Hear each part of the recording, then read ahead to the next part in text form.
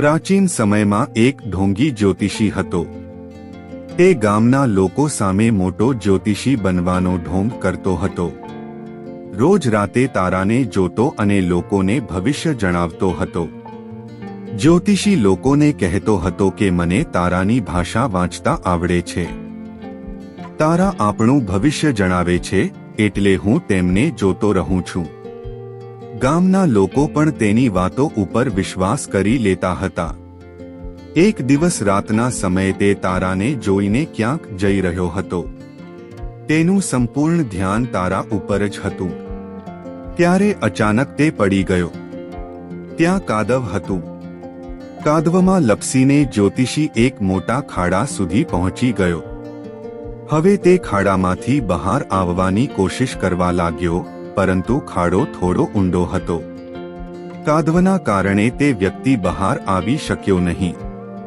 અનેક કોશિશ પછી પણ જ્યારે તે કાદવમાંથી બહાર આવી શક્યો નહીં ત્યારે તેણે ગામના લોકોને અવાજ કર્યો.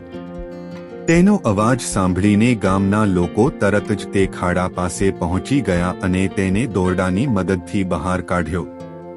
ગામના લોકો જ્યોતિષીની આદત જાણતા હતા કે તે તારાને જોઈને જ ચાલી રહ્યો હશે, ત્યારે જ આ ખાડામાં પડ્યો છે. લોકોએ કહ્યું કે તમે અમને ભવિષ્ય અંગે જણાવો છો, પરંતુ તમે પોતે જ પોતાનું વર્તમાન જાણતા નથી. તમને એ વાતની પણ જાણ નથી કે તમારા પગ નીચે શું છે. ભવિષ્યમાં શું થશે તે વિચારવાનું છોડીને વર્તમાન ઉપર ધ્યાન આપો. ત્યારે જ જીવન સફળ થઈ શકશે.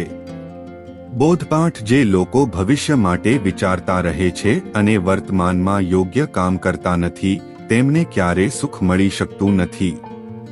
એટલે વર્તમાનમાં યોગ્ય કામ કરશો તો ભવિષ્ય જાતે જ સુધરી જશે.